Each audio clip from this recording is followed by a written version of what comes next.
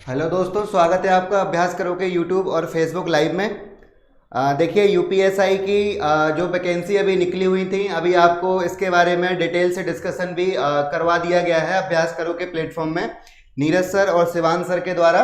ठीक है, तो आप चाहो तो देख लो कि कौन कौन से क्राइटेरिया है, आप लोग फॉर्म कैसे भर सकते हो, वो सब आप वीडियो में जाके देख सकते हो। ठीक है, अब देखिए अपन बात करेंगे रीजनिंग सब्जेक्ट की कि रीजनिंग पूछी कैसे जाएगी। अब आप लोग एक बात देखिए यहाँ पर कि करीब 9000 प्लस वैकेंसियाँ निकली हुई हैं। ठीक है, तो ये वैकेंसियाँ कम नहीं होती हैं। ठीक है, तो हमें इसी के अकॉर्डिंग अपनी तैयारी को बना के रखना है। और जो रीजनिंग का हिस्सा पूछा जाएगा, करीब पूछे जाते हैं कितने क्वेश्चन, 40 क्वेश्चन पूछे जाते हैं। ठीक है, तो 40 क्वेश्चन एक बहुत बड़ा हिस्सा होता है। अगर आप रीजनिंग में 40 नंबर लेके आते हो, 38 ही लेके आ जाते हो, तो काफ़ी अच्छा स्कोर आप अटेंड कर सकते हो। ठीक है, तो ये याद रखिएगा। देखिए अपना दूसरा वीडियो होगा और तब तक मैं आपके साथ बना रहूंगा जब तक कि यूपीएसआई का एग्जाम हो नहीं जाता। ठीक है, तो यहाँ पर देखिए एक नया प्रतिज्ञा बैच लॉन्च किया गया है जिसमें अपन प्रीवियस ईयर के क्वेश्चन डिस्कस करेंगे और साथ ही साथ टॉपिक वाइज क्वेश्चनों को भी डिस्कस करेंगे। ठीक है, टॉपिक वाइज मैं आपको सिलेबस के अकॉर्डिंग लेके चलूंगा, क्योंकि यहाँ पर कुछ डिफरेंट टाइप के रीजनिंग में टॉपिक पूछे जाते हैं यूपीएसआई के एग्जाम में। इनपुट वाले क्वेश्चन वो मैं आपको अच्छे से करवाऊंगा ताकि आप वो वाले क्वेश्चन भी अटेम्प्ट कर सको। ठीक है, तो आप लोग याद रखिएगा, ये यूपीएसआई का नया बैच लॉन्च हुआ है, उसके हिसाब से अपन पढ़ेंगे। चलिए अब मैं रीजनिंग के सिलेबस के बारे में आपको बता देता हूं कि यूपीएसआई के नोटिफिकेशन में सिलेबस आपको क्या दिया गया था। ठीक है, और एक बात और याद रखिएगा, देखिए अपन को ना सिलेबस के अकॉर्डिंग ही बढ़ना है, क्योंकि सिलेबस है ज़्यादा बड़ा। ठीक है, और अगर अपन सही तरीके से बढ़ते नहीं हैं तो फिर हो सकता है कि अपन गलत डायरेक्शन में पहुंच जाएं।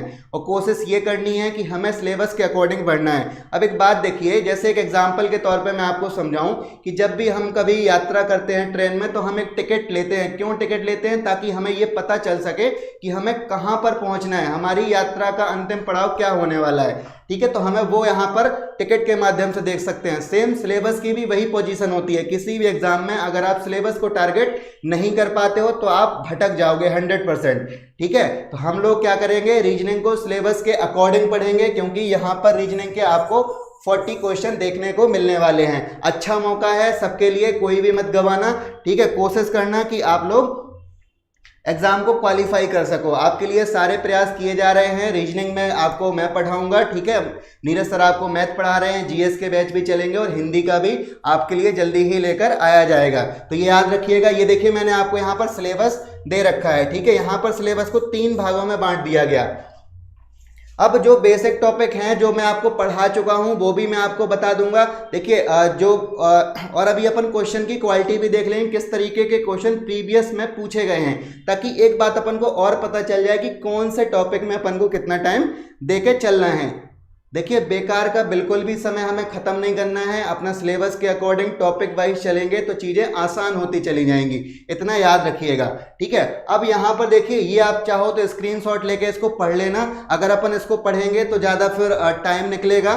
ठीक है, आप लोग स्क्रीनशॉट लेके पढ़ लेना, लेकिन यहाँ पर मैं आपको कुछ टॉपिक बता देता हूँ। जैसे ये देखिए, रक्त संबंध हो गया, वर्णमाला पर आधारित प्रश्न, श्रृंखला पूरी करने की सीरीज। ठीक है, कोडिंग डिकोडिंग आएगी आपके पास। ठीक है, सीक्वेंस टेस्ट और सिमिलरिटीज। ये देखिए अभी जो मैंने कल टॉपिक बताया था, काफी डिटेल से बता दिया था, क्वेश्चन आपके गलत होंगे नहीं। ये देखिए, ये मैंने कल दोनों ही टॉपिक बताए हैं, सिमिलरिटीज डिफरेंसेस के, ये भी देखेंगे। प्रॉब्लम सॉल्विंग, विजुअल मेमोरी से संबंधित क्वेश्चन आते हैं। ठीक है, और अंक गणितीय के हिसाब से भी क्वेश्चन आ जाते हैं। तो अपन लोग पूरे सिलेबस के अकॉर्डिंग चीज़ों को देख के चलेंगे। तो आप लोग इसको डिटेल से पॉज करके देख लेना, और मुझे लगता है कि आपने देख भी लिया होगा, इतना तो एडवांस यार सभी लोग होते हैं। ठीक है, बिल्कुल सुलाइम भाई, सबको गुड इवनिंग। हेलो चांदनी, गुड इवनिंग भाई नागेंद्र, सचिन। ठीक है, चलिए अब अपन अपने लेक्चर को शुरुआत करते हैं। ये याद रखिएगा, ये चीज़ बहुत ज़रूरी है। जैसे कि देखिए अपन डेली एक कोटेशन के साथ अपने लेक्चर की शुरुआत करते हैं, ताकि अपन पढ़ाई के साथ साथ एक मॉरल वैल्यूज़ भी सीख सकें, जो कि हमें आगे बढ़ने के लिए मदद करेंगी। यहाँ पर देखिए क्या लिखा हुआ है, this is not just another day, this is yet another chance to make your dreams come true.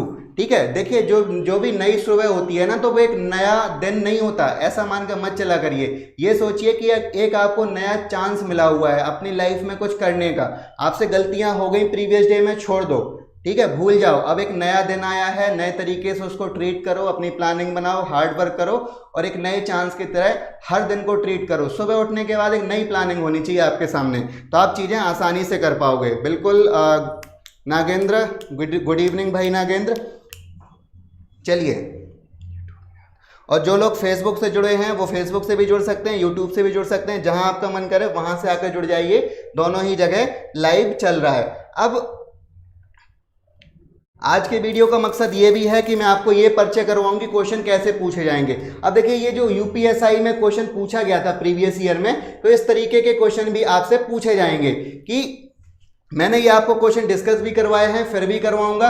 अब ये देखो यहां से कि यहां पर 4-5 लेटर आपको शब्द दे दिए गए, वायलिन, गिटार, बेंजो, बांसुरी और बाइला, मतलब कि 5 वर्ड दे दिए गए। और ये देखिए क्वेश्चन जो है ना वो 3:1 का क्वेश्चन है, मतलब कि सिमिलरिटीज और डिफरेंसेस। अभी मैंने आपको टॉपिक में दिखाया था ना सिलेबस में कि दिया हुआ था सिमिलरिटीज और डिफरेंसेस के क्वेश्चन आएंगे, तो यहां पर देखिए आए भी हुए हैं। ये देखिए यहां पर 5 शब्द वाला आ गया, लेकिन नॉर्मली अगर एसएससी वगैरह में देखें तो 3 शब्द वाले ही आते हैं, तो ये ध्यान रखिएगा। आप लोग इसमें से 1-2 लोग आंसर दे दो, फिर मैं इसको सॉल्व करवाता हूं, ठीक है। गुड इवनिंग भाई जयदेव। और जो लोग जुड़ रहे हैं सेशन को शेयर और लाइक करते रहें।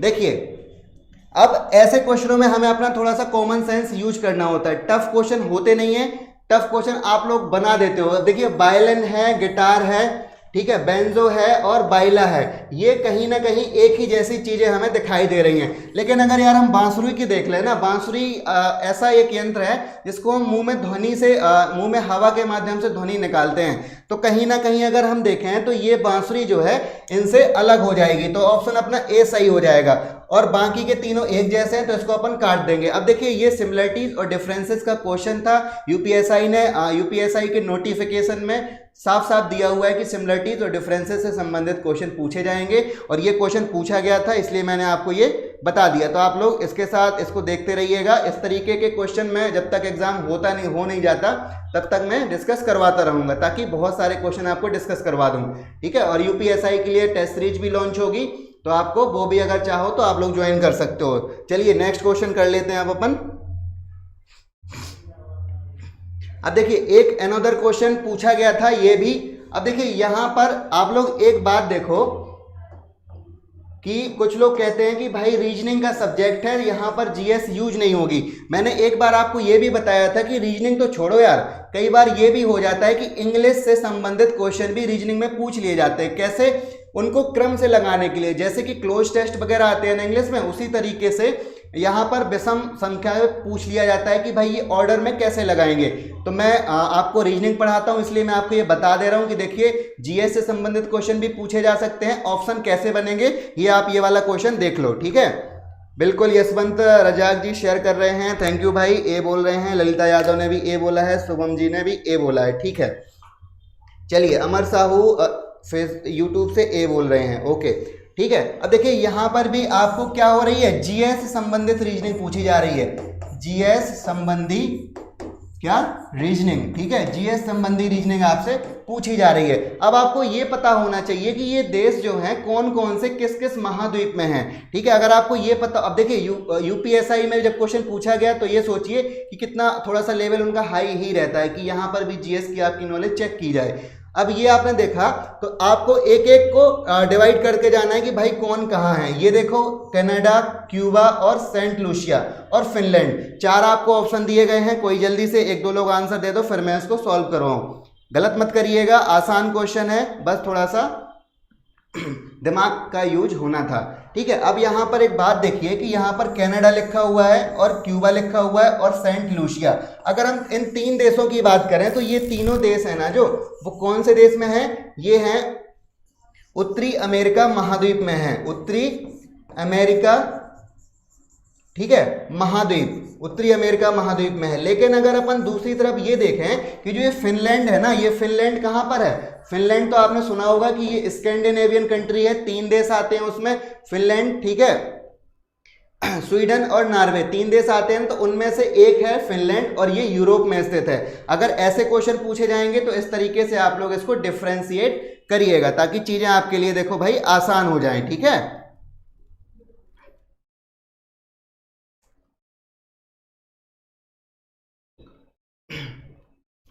गुड इवनिंग भाई नंद शर्मा। सुलाइम जी ने बी बोला था, बिल्कुल जिसने बी बोला है बिल्कुल सही है। जो लोग जुड़ते जा रहे हैं वीडियो को शेयर करते जाएं और वीडियो को लाइक भी करते जाएं अगर आपको पसंद आता है, ठीक है। ये अपन ने 2 क्वेश्चन डिस्कस कर लिए, इस तरीके के क्वेश्चन आएंगे। अब देखिए वो सिमिलरिटीज डिफरेंसेस सिलेबस में दिया था वो पूछ लिया, और यहाँ पर ऑड इवन वाले क्वेश्चन भी सिमिलर उसमें सिलेबस में दिया था, तो मैंने आपको एक वो भी डिस्कस करवाया ताकि मैं आपको ये परिचय करा दूं कि कैसे क्वेश्चन पूछे जाएंगे, ठीक है। अभी देखिए नोटिफिकेशन बस आया है, 9000 लगभग वैकेंसी हैं, तो आप लोग चाहो तो अभी से तैयारी शुरू कर दोगे ना तो आपका एग्जाम क्वालिफाई हो सकता है, अच्छा चांस है, ठीक है। चलिए अगला क्वेश्चन जो यूपीएसआई में पूछा गया था ये देख लीजिए।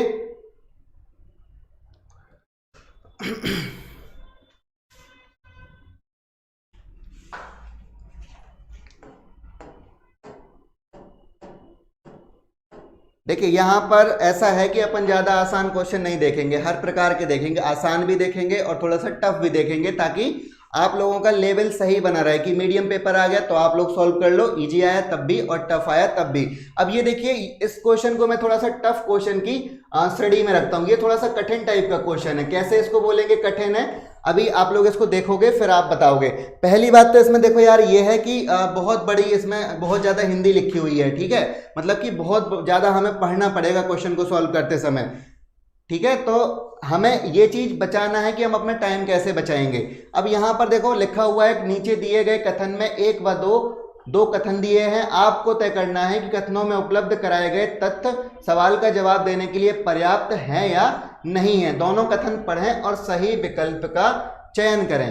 देखिए सवाल क्या लिखा हुआ है कि कक्षा में कितने छात्र हैं, ठीक है। अब देखिए जब भी ऐसे क्वेश्चन होंगे तो आप लोग थोड़ा सा सोच सकते हो कि भाई क्वेश्चन कैसा पूछा गया है, कक्षा में कितने छात्र हैं। अब और ये दे दी गई यहां पर देखिए कंडीशन यानी कि शर्तें दे दी गई हैं, तो हम इसके हिसाब से चीजों को देखेंगे। सुलाइम जी सी बोल रहे हैं, ठीक है।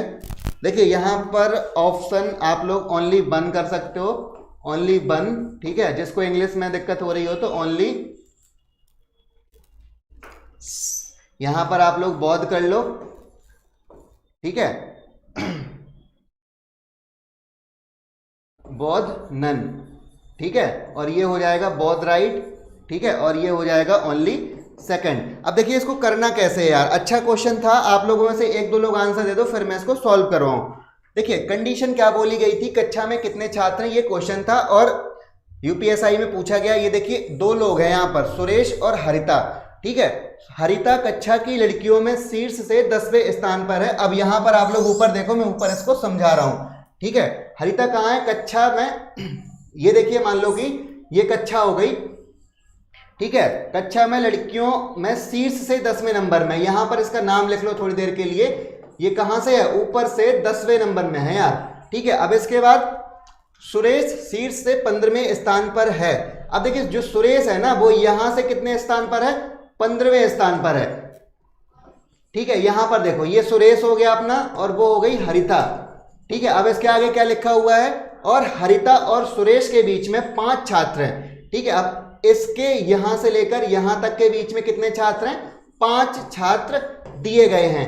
अब क्या आप लोग मुझे ये बताओ कि आप लोग ये बता सकते हो कि कितने छात्र टोटल मौजूद हैं कक्षा में, नहीं बता सकते। क्यों नहीं बता सकते, अब यहां पर एक बात देखो कि यहां पर किसी की भी पोजीशन जो है ना डेफिनेट नहीं करी गई, या तो आपको total number of student they देता तब आप आसानी से बता पाते कि भाई यहां पर कितने छात्र होंगे। अब क्वेश्चन की जो डिमांड थी वो क्वेश्चन पूछा ऐसे गया था कि क्या जो ये 2 कथन, जो ये 2 शर्तें दी गई हैं, क्या केवल जवाब एक ही आंसर देने के लिए पर्याप्त है, या फिर केवल 2, या फिर दोनों का यूज करके हम आंसर निकाल सकते हैं, या दोनों ही पर्याप्त नहीं है। तब आप लोगों ने यहां पर एक बात देखी यार कि दोनों ही यहां पर पर्याप्त नहीं होंगे, क्योंकि जो कंडीशन है ना वो यहां पर फॉलो नहीं हो रही। देखो जो चीज यहां पर समझ में नहीं आया जो लिखी हुई है, क्योंकि रीजनिंग में बड़े बड़े क्वेश्चन होते हैं तो स्पेस कम होता है, तो मैं उतना ही बोलता जाता हूं ताकि आप लोग सुनते भी जाओ उसको, ठीक है।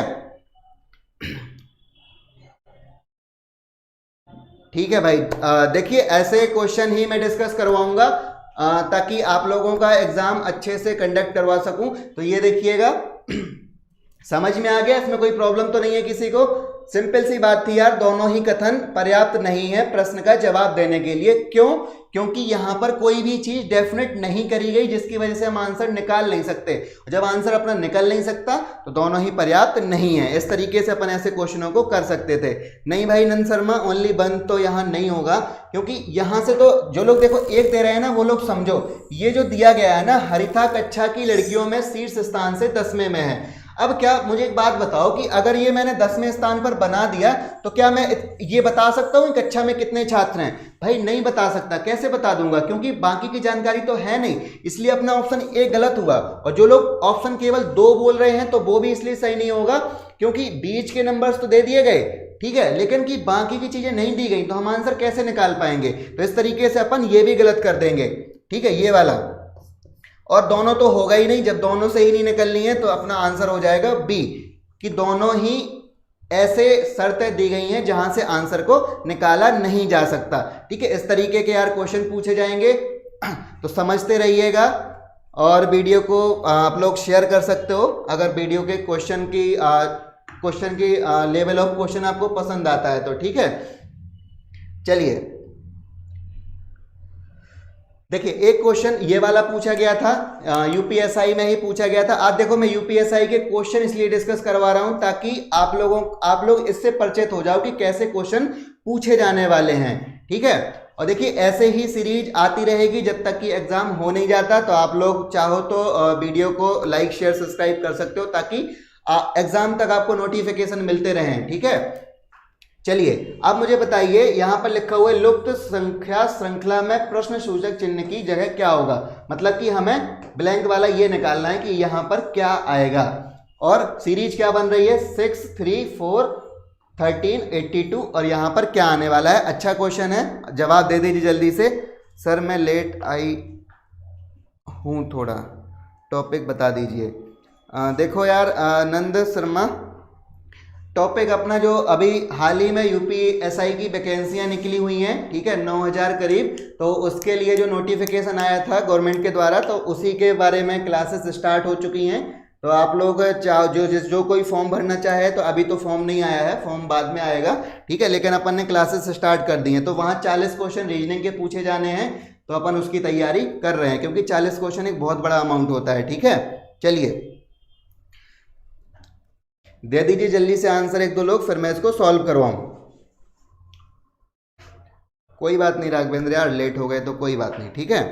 चलो दे दो 1-2 लोग आंसर।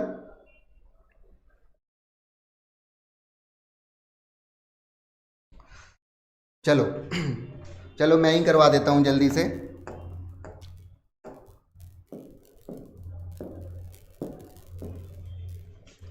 अब यहां पर एक बात देखो कि हमें 6 से क्या लेके आना है, 3 लेके आना है यार। और कैसे आएगा? अगर हम 6 इंटू 1 कर देंगे और -3 कर देंगे तो कितना हो गया 6 - 3, तो अपनी नेक्स्ट सीरीज में क्या आ गया 3 आ गया, ठीक है। अब अगर 3 से ठीक है, हमें 3 से अब क्या लेके आना है 4 लेके आना है। तो हमने 3 किया, 3 तो है ही है तो वो तो हमें लिखना ही पड़ेगा। अब 3 में अपन लोग कितना मल्टीप्लाई करेंगे? अगर अपन 3 में मल्टीप्लाई 3 का कर देते हैं, यहां देखिए 3 में मल्टीप्लाई अगर हम 3 का कर देते हैं और साथ ही साथ अभी हमने कितना माइनस किया 3 माइनस किया था, लेकिन यहां पर अगर हम 5 माइनस कर देंगे तो अपन को 4 मिल जाएगा। ये देखिए 9 हो गया, -5 कितना आ गया 4 आ गया, तो नेक्स्ट वाली 4 आ गई। अब आप लोग एक बात देख पा रहे होंगे कि जो मल्टीप्लाई इधर देखिए ऊपर, जो मल्टीप्लाई और माइनस का कॉन्सेप्ट है वो एक बार 1 से हुआ मल्टीप्लाई, उसके बाद देखिए 3 से हुआ, उसके बाद 5 से होगा, फिर उसके बाद कितने से होगा 7 से होगा, फिर 9 से होगा। और अगर हम माइनस वाला कॉन्सेप्ट देखें तो कितना हो रहा है -3, 5, 7, 9 और कितना होगा 11। इस तरीके से माइनस यहां पर होगा। तो एक अच्छा क्वेश्चन था, पूछा गया था, जो यहां पर स्टूडेंट काफी ज्यादा टाइम अपना इन्वेस्ट कर सकते थे, ठीक है, इसलिए मैंने आपको बता दिया कि टाइम आपको ज्यादा ऐड करना नहीं है। तो अब देखिए कितने से होगा, अगर हम यही सीरीज अपनी आगे बढ़ाते रहेंगे तो हमें 82 करना पड़ेगा। 82 इंटू कितना करना पड़ेगा हमें 9 करना पड़ेगा और यहाँ पर ये वाली सीरीज आ जाएगी ना, और यहाँ पर माइनस कितना करना पड़ेगा 11। तो मल्टीप्लाई कर दीजिए 9 2 ज़ा 18, 8 हो गया, 1 कैरी हो गया, 9 8 ज़ा 72 और 1 कितना हो जाएगा,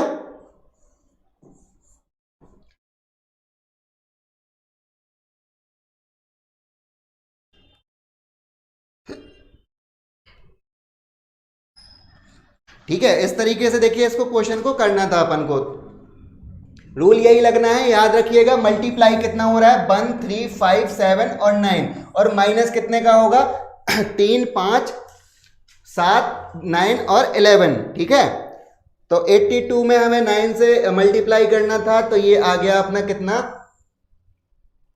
8 हो गया, 1 कैरी हो गया 72 और एक 73 हो गया, और माइनस कितना कर देना है हमें 1 कर देना है। तो ये कितना आ गया देखिए 7 माइनस कर दिया तो यहां पर आ जाएगा 2, और ये कितना है 7। तो अपना आंसर क्या निकल के आ गया डी, ठीक है। इस तरीके से हम ऐसे क्वेश्चनों को यार सॉल्व करेंगे। देखिए रूल थोड़ा सा जटिल लग गया यार इसमें, ठीक है। अभी मैं आपको फिर से रिवाइज करवा देता हूं। ये क्वेश्चन काफी अच्छा क्वेश्चन है, अच्छा रूल लगा हुआ है। देखिए जब ये सीरीज आई पूछी गई है तो अब अपन को ना समझ में नहीं आ रहा कि ये क्या लगने वाला है यहाँ पर, ठीक है। आराम से फिर से समझ लीजिए एक बार, जल्दी से रिवाइज करवा दे रहा हूं। जब भी ऐसे क्वेश्चन आएंगे ना कि सीरीज पहले बड़ी दी गई है, फिर छोटा नंबर आ गया, फिर छोटा, फिर बड़ा एकदम से, फिर बहुत बड़ा हो गया, तो हम कंफ्यूज हो जाते हैं कई बार कि आखिर आएगा क्या चीज यहाँ पर, ठीक है। इतनी बात हो गई, अपन को समझ में आ गई। तो अब फिर अपन को देखना है कि आखिर यहाँ हो क्या रहा है, 6 से 3 आया कैसे होगा। तब मैंने आपको बताया कि मल्टीप्लाई ये वाली सीरीज चल रही है 1 3 5 7 9, कि यहाँ पर हमें 1 से मल्टीप्लाई, यहाँ पर 3 से, यहाँ से 5 से, यहाँ 7 से, यहाँ 9 से, ठीक है। और यहाँ पर माइनस भी साथ में करना पड़ेगा, तभी अपना आंसर निकल के सामने आएगा। इस तरीके से अपन इस सीरीज को देखेंगे, ठीक है। समझ में आ गया ना, यही रूल लगना था। और क्वेश्चन बिल्कुल नंद शर्मा सुलाइम बिल्कुल सही है आप लोगों का यार। चलिए नेक्स्ट क्वेश्चन कर लेते हैं। अब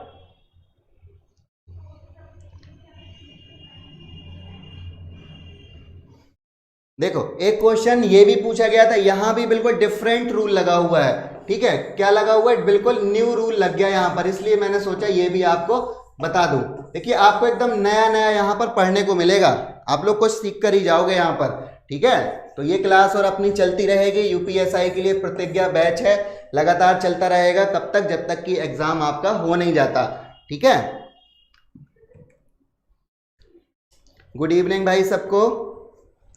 चलिए अब देखिए सोच पा रहे हो आप लोग क्या आंसर यहां पर आएगा, थोड़ा सा ना बियॉन्ड द लिमिट सोचा करिए कि अब देखिए पहली बात तो जब ये आया तो यहां पर आप लोगों को एक बात पता चली होगी कि भाई ये क्वेश्चन जो है ना वो कोडिंग डिकोडिंग का क्वेश्चन है, ठीक है। इतना तो सबने समझ लिया होगा अभी तक पढ़ते पढ़ते, ठीक है।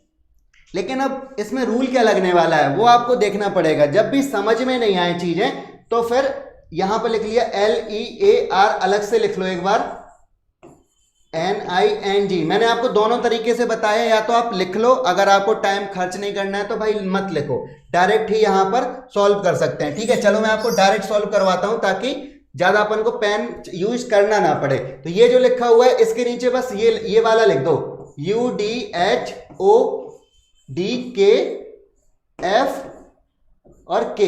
देखिए 4 4 8 अक्षर ये भी हैं, 8 अक्षर ये भी हैं। अब अपन लोग यहां पर सीरीज को खोज नहीं पा रहे, लेकिन अगर अपन लोग एक चीज देखें यहां पर, तो एल को अगर कलर चेंज कर दूं ताकि आप लोग अच्छे से इसको डिफरेंशिएट भी कर पाओ।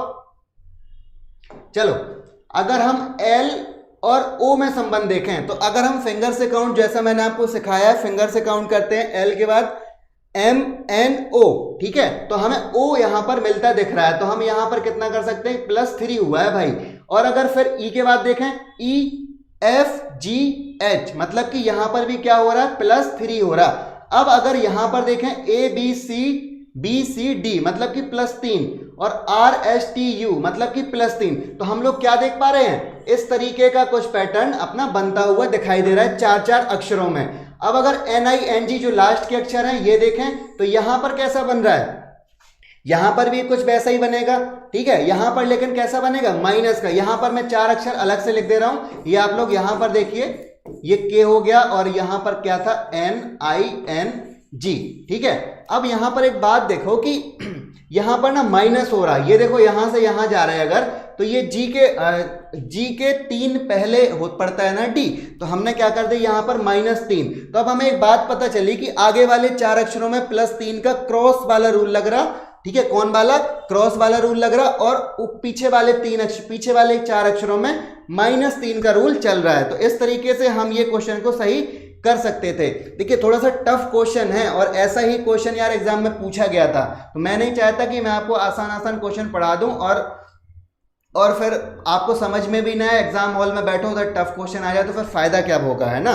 इसलिए देखिए ये 8 अक्षर थे, 4 अक्षर का बंडल बना लिया हमने, और 4 अक्षर में +3 क्रॉस वाला रूल लग रहा, और 4 अक्षरों में आगे से अगर देखेंगे तो माइनस वाला रूल लग रहा। अब बस अपन को जब रूल पता चल गया तो यही तो फिर इसमें लगेगा, मतलब यही वाला रूल इसमें लगने वाला है।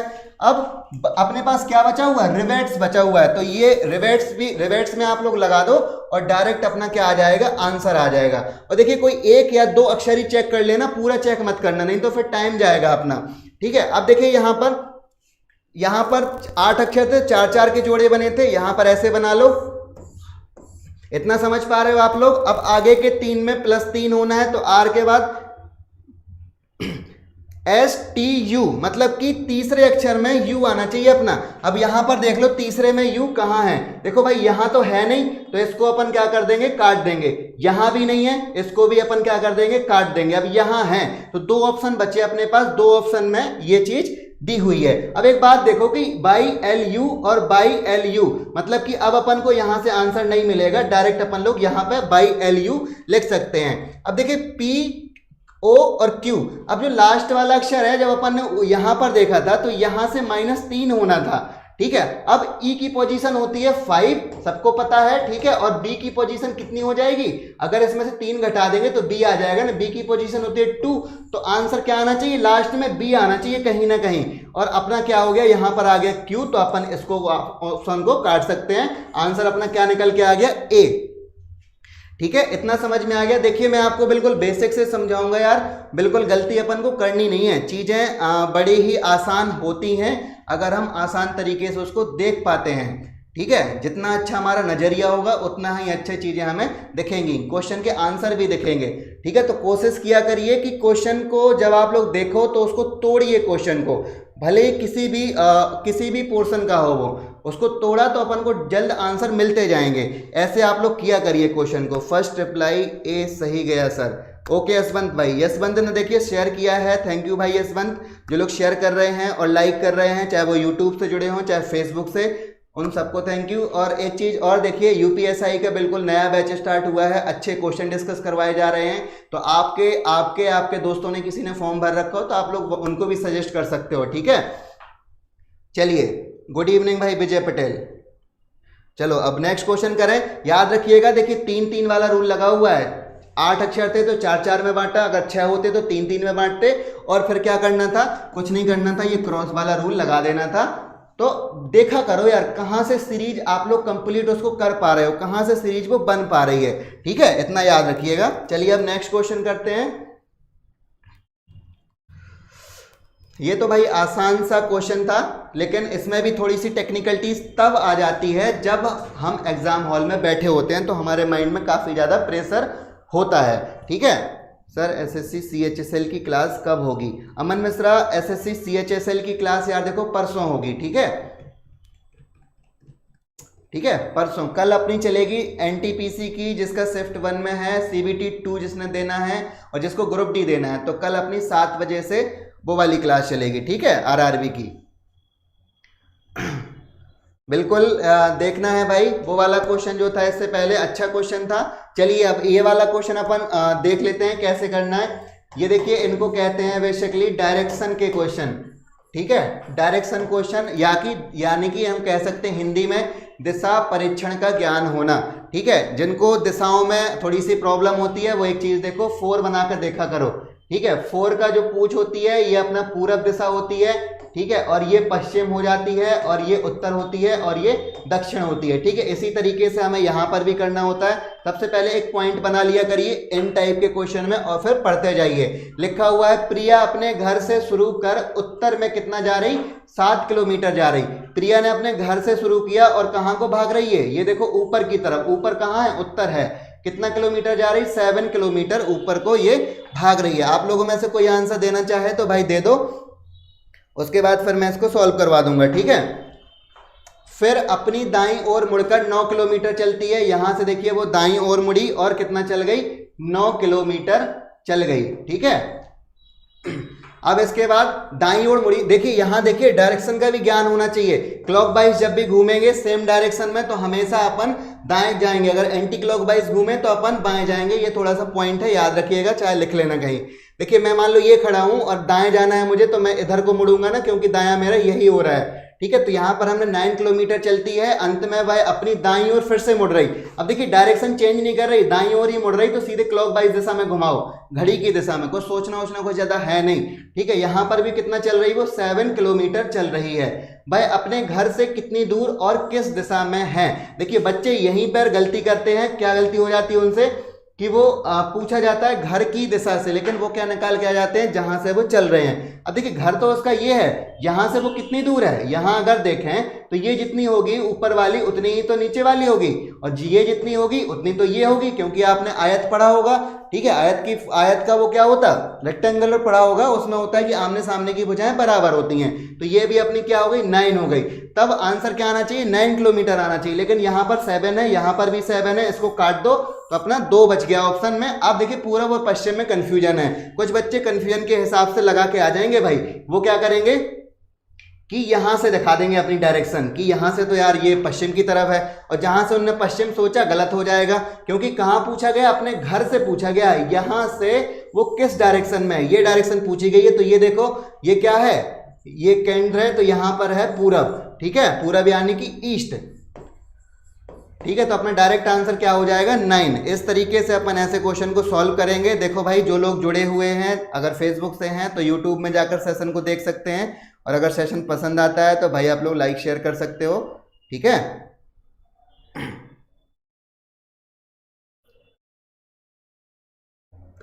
चलिए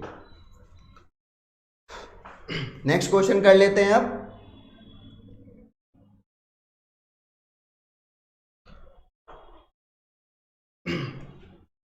देखिए ये भी एक क्वेश्चन पूछा गया था आप लोगों से यूपीएसआई में।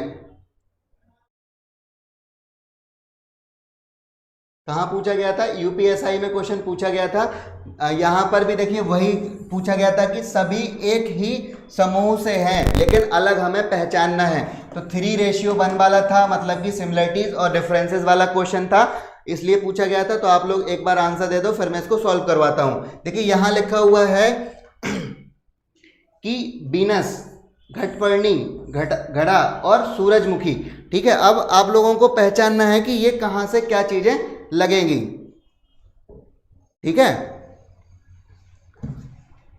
देखो घड़ा दिया हुआ है, इसका मतलब आप लोग ये मत समझना कि हो सकता है घड़े का जो किसी जगह में स्पेशल घटपर्णी पौधे को भी घड़ा कहा जा सकता है। तो रूल बिल्कुल अलग अलग ना है, वही रूल लगाइएगा। सी बोल रहे हैं, शिवम बी बोल रहे हैं। देखो भाई अब एक चीज समझो, हिंदी के नाम लिखे हैं तो यहाँ पर देखो बीनस फंद जो होती है और जो घटपर्णी होता है और ये जो घड़ा है, ठीक है। वैसे तो ये दोनों तो बिल्कुल सेम ही है। ये दोनों कौन से पौधे हैं कि जैसे कीट पतंगे ऊपर बैठते हैं, ठीक है। जैसे मान लो ये फूल है, ये ऐसे बना होता है कुछ फूल, यहाँ पर कोई कीड़ा बैठा तो इसकी पत्ती उठेगी और इसको खा के चली जाएगी, ठीक है। इस तरीके से ऐसे ये पौधा होता है, ठीक है। इसी के हिसाब से अगर देखें सूरजमुखी और घड़ा, तो अगर सूरजमुखी को देखें तो ये एक अलग प्रकार का पौधा है, मतलब कि ये फूल है। और यहाँ पर एक बात ये भी देखने को मिल रही है अपन को कि ये कोई कीट पतंगे इसके ऊपर बैठते हैं तो उसको खा नहीं पाता, मतलब अपना मुख खोल नहीं पाता। और ये क्या है, घड़ा, हो सकता है किसी स्पेशल रीजन में इसको घड़ा बोला जाता हो। तो ये भी एक जैसे हो गए और आंसर अपना क्या हो जाएगा, डी हो जाएगा। बहुत से लोगों ने डी नहीं दिया है, हो सकता है कि वो थोड़ा सा यहाँ क्वेश्चन में कंफ्यूज कर रहे हो। तो ऐसे क्वेश्चन पूछे जाएंगे तो तैयार रहिएगा इस तरीके के क्वेश्चन को भी, ठीक है, बिल्कुल नंद जी, सनफ्लावर ही होगा। चलिए नेक्स्ट क्वेश्चन कर लेते हैं।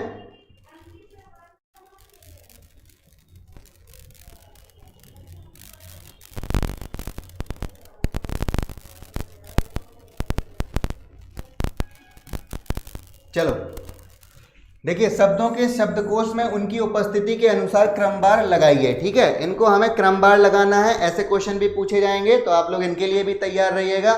ठीक है, चलो, क्योंकि ये सिलेबस में अभी मैंने आपको दिखाया था ना, तो ऐसे क्वेश्चन वहां पर सिलेबस में दिया गया है टॉपिक, तो जब अपन सिलेबस के अकॉर्डिंग करेंगे तब भी इसको देख लेंगे। ठीक है, अभी तब तक आप लोग आंसर देते रहिए। बिल्कुल शुभम भाई आपका सही है, फिर डी दिया था जिसने भी। जसवंत जी कोई बात नहीं, गलत हो गया तो यार। ठीक है, चलिए इनको कैसे करते हैं, एक दो लोग आंसर दे दो, फिर मैं इसको सॉल्व करवा देता हूं। चलो सॉल्व करिए।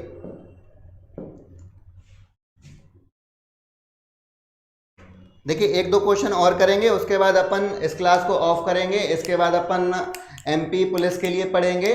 10-15 मिनट का आप लोग ब्रेक ले लेना और फिर से आ सकते हो। ठीक है, चलिए देखिए, ये है शब्दकोश वाले यानी कि डिक्शनरी वाले क्वेश्चन। ठीक है, डिक्शनरी में हम वर्ड को कैसे खोजते हैं वो हमें चीजें यहाँ पर देखनी होती हैं।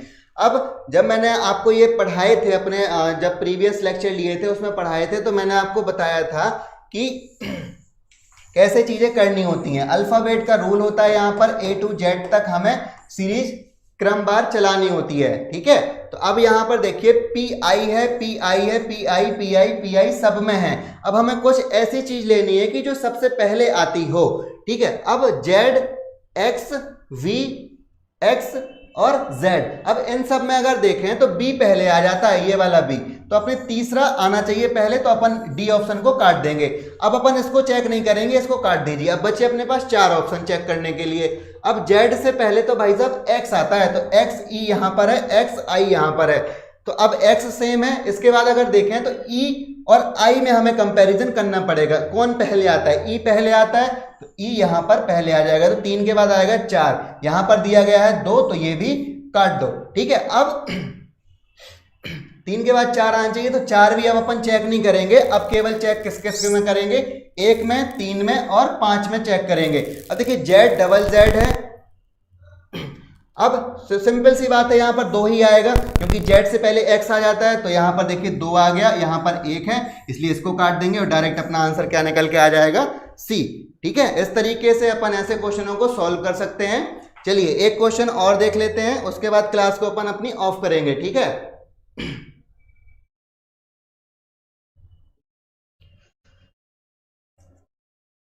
गुड इवनिंग भाई। देखो इसके बाद ना दूसरी क्लास चलेगी, आधे घंटे की क्लास रहेगी अभी आज की। ठीक है, तो आज 5-10 मिनट का आप लोग ब्रेक लेना, उसके बाद आ जाना फिर से। यहां पर देखिए क्या लिखा हुआ है, ये है ब्लड रिलेशन का क्वेश्चन।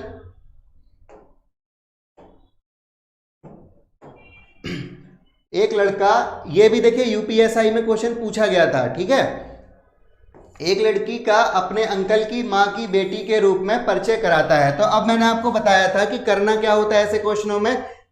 ये देखो, एक लड़का एक लड़की का अपने अंकल की बेटी के रूप में। ठीक है, तो जो लड़का है ना वो किसका परिचय करवा रहा है, वो एक लड़की का परिचय करवा रहा है। तो वो कैसे कह रहा है, एक लड़की का अपने अंकल की, किसके अंकल की, अपने। ठीक है, अपने तो यहां पर डायरेक्ट हमने जल्दी से बना लिया, एक लड़का अपने अंकल की माँ।